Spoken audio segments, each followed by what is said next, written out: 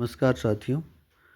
Board परीक्षाओं के लिए अति महत्वपूर्ण एमसीक्यू के साथ मैं फिर से आपके साथ हूं और आज हम एक नए टॉपिक पर चर्चा करेंगे। आज की टॉपिक है नेताजी का चश्मा और इसी पार्ट से जितने महत्वपूर्ण ऑब्जेक्टिव्स हैं वो सब आपके साथ शेयर कर रहा हूं।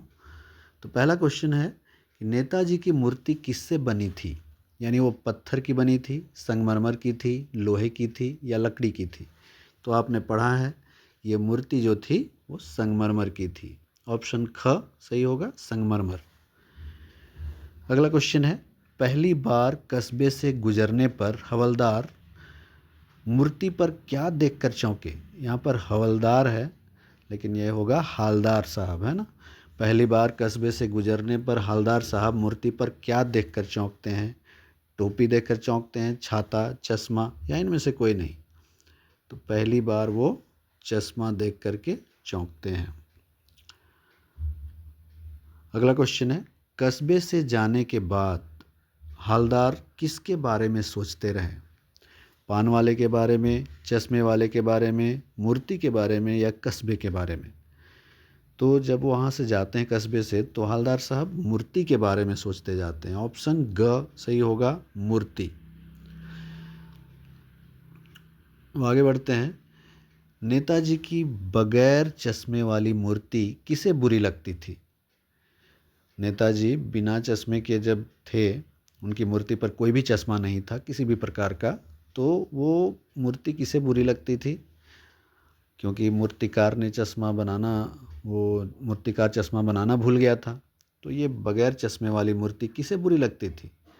हालदार साहब को, कस्बे वाले को, पान वाले को या चश्मे वाले को? तो आपने पढ़ा होगा ये कहानी।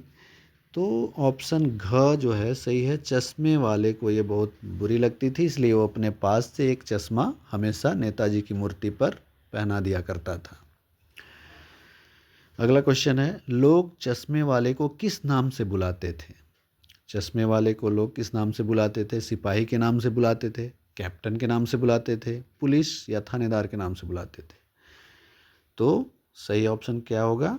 बिल्कुल सही सोचा आपने, कैप्टन के नाम से ना, कैप्टन के नाम से बुलाते थे चश्मे वाले को।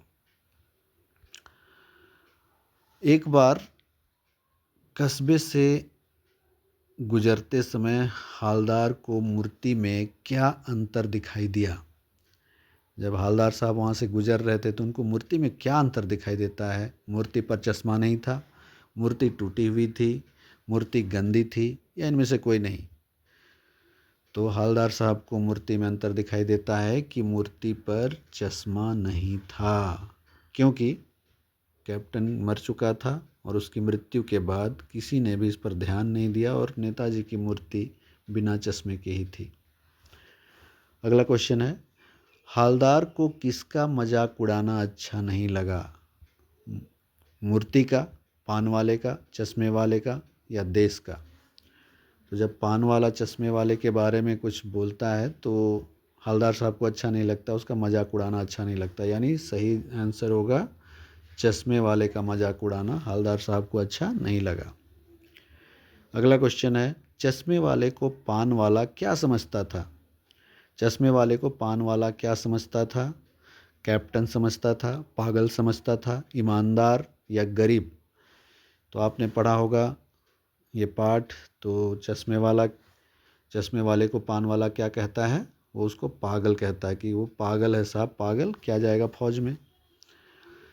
तो इस प्रकार की प्रतिक्रिया थी पान वाले की चश्मे वाले के प्रति। अगला क्वेश्चन है कि नेताजी की मूर्ति की ऊंचाई कितनी थी?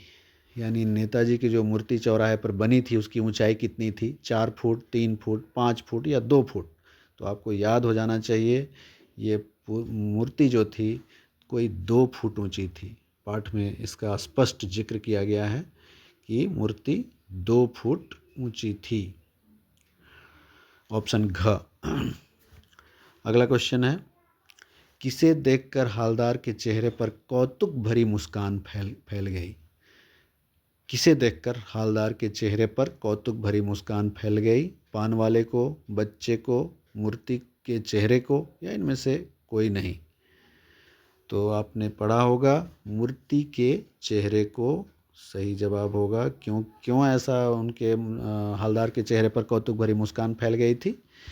क्योंकि मूर्ति पर किसी बच्चे ने सरकंडे का चश्मा पहना दिया था, है ना। अगला क्वेश्चन है, हवलदार साहब किस बात पर दुखी हो गए?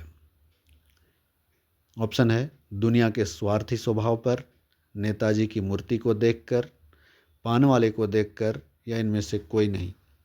तो सही आंसर क्या होगा? दुनिया के स्वार्थी स्वभाव पर, है ना।